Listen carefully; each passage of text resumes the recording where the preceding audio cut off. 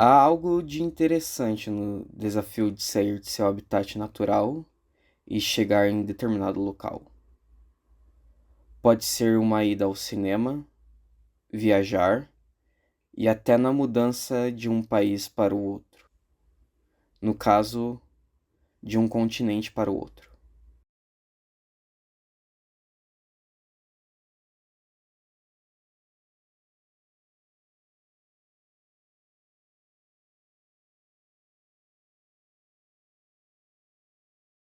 O Brasil é um país de grandes misturas.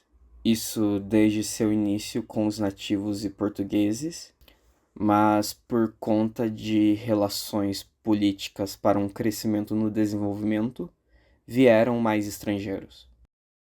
Vieram os espanhóis, os italianos, os franceses, os ucranianos e os japoneses.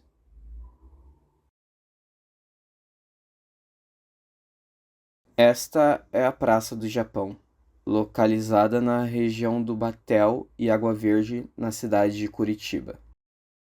Ela foi inaugurada no ano de 1963, e durante todos esses anos houve tentativas de destruir a praça para poder construir mais um terminal de ônibus.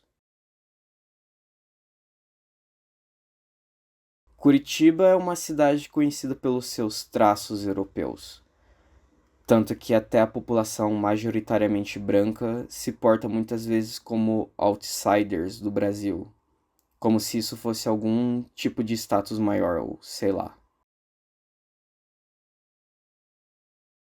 A cidade é o segundo maior polo de imigrantes japoneses do país, sendo o primeiro São Paulo, é claro. Do mesmo jeito, parece que os habitantes da cidade esquecem desse fato, mesmo que tenha monumentos e praças espalhadas pela cidade dedicadas a este acontecimento. O início da imigração japonesa tem como marco inicial a chegada do navio Kasato Maru, em Santos, no dia 18 de junho de 1908, numa viagem que durou 52 dias, com o total de 781 imigrantes vinculados. O ápice da imigração foi no período de 1908 até 1960, com a maior concentração nos anos de 1926 e 35. 4 anos antes da oficialização da Segunda Guerra Mundial. Um dos grandes motivos da imigração foi a busca de uma vida melhor, supostamente para enriquecer num país que estava em seu desenvolvimento. Era um país subdesenvolvido, subdesenvolvido, subdesenvolvido, subdesenvolvido, subdesenvolvido, subdesenvolvido, subdesenvolvido, subdesenvolvido, subdesenvolvido. E passado o período colonial, o país passou a ser A maioria deles foi contratado para trabalhar nas lavouras de café, especialmente no interior de São Paulo. Provavelmente eram considerados mão de obra barata, o que deve ter enfurecido o povo local que buscava emprego. Alguns anos após estabelecerem, muitos japoneses passaram a arrendar terras produzindo por conta própria, destacando-se no cultivo de produtos como o arroz, algodão, frutas e hortaliças. Mesmo já estando independentes, ainda encaravam o desafio na socialização com o povo local, com o preconceito presente principalmente em tempos de guerra. Na época da Segunda Guerra Mundial, quando o Brasil estava participando ao lado dos aliados, o medo de espionagem do Eixo era um medo real. Consequentemente, foram construídos campos de concentração para prender possíveis espiões. O mais triste disso tudo foi que esses espiões, em sua maioria, eram de famílias japonesas.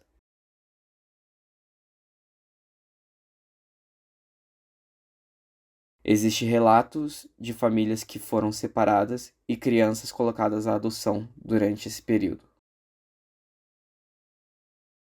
Num depoimento achado na internet, um senhor descreve seus primeiros anos de estudo no Brasil, quando tinha 7 anos de idade e os desafios que teve na sua adaptação. Minha primeira escola no Brasil foi em Alambari, na cidade de Itapetininga, em 1955. No primeiro ano em Alambari, a escola era muito precária. A professora às vezes vinha, às vezes não vinha, faltava mais do que vinha. Eu me lembro das primeiras músicas que ouvi aqui no Brasil. Tocavam à noite, naqueles alto-falantes da praça.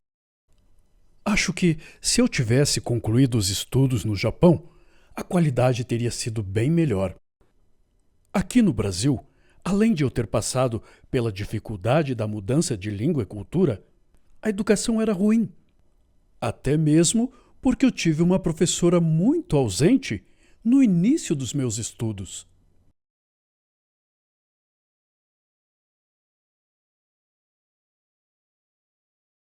O relato deste adulto sobre sua infância é um dos exemplos de como o processo de imigração foi difícil. Possivelmente, seu relato dá voz a outras crianças imigrantes na época.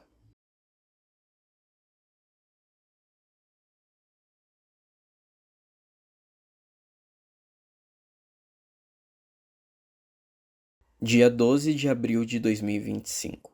É sábado e o tempo é nublado. O evento em questão nas imagens é a 19ª edição do Hana Matsuri, um evento de celebração da cultura japonesa junto ao aniversário de Buda. O budismo é uma das principais religiões do país, junto ao shintoísmo, enquanto no Brasil, por mais que sejamos um estado laico, o cristianismo é ainda predominante na cultura. Duas coisas me chamam a atenção no evento. Por mais que o evento seja destinado à cultura japonesa, o comércio local vende produtos de diversos lugares. Meias de personagens americanos, bebidas provenientes da Coreia, junto aos travesseiros dos grupos de K-pop e até comidas da região de Minas. Este evento é um evento laico quando se trata do comércio. Minha amiga Jana brinca dizendo que é o capitalismo tomando conta do evento.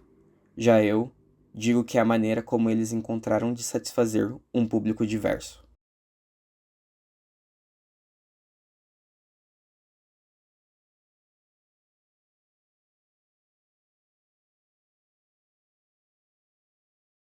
Nas apresentações destinadas ao Japão, a participação de descendentes é presente. Ao mesmo tempo, é evidente que pessoas com traços europeus também fazem parte da dança oriental.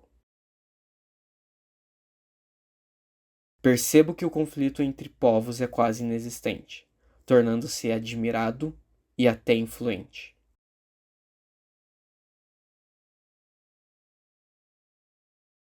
O Japão é um país marcado pela resistência, desde o contexto de sua imigração, passando pelos impactos das bombas atômicas até o preconceito enfrentado ao longo dos anos. Por conta dessa resistência, a cultura deles prevaleceu, não se extinguindo perante a opressão do povo local. Isso é notável na influência que trouxeram outros povos.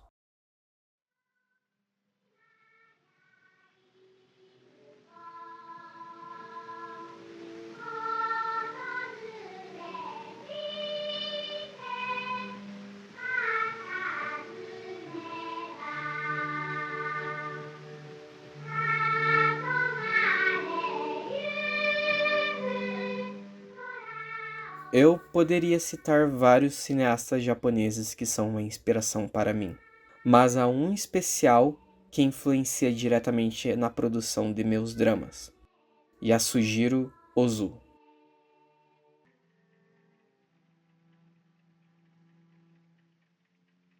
Nos filmes de Ozu, os dramas se concentram no ambiente familiar.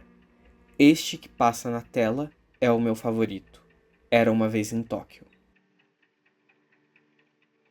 Embora exista diferença cultural, o que acontece na tela é muito próximo do que já vivi e ainda viverei.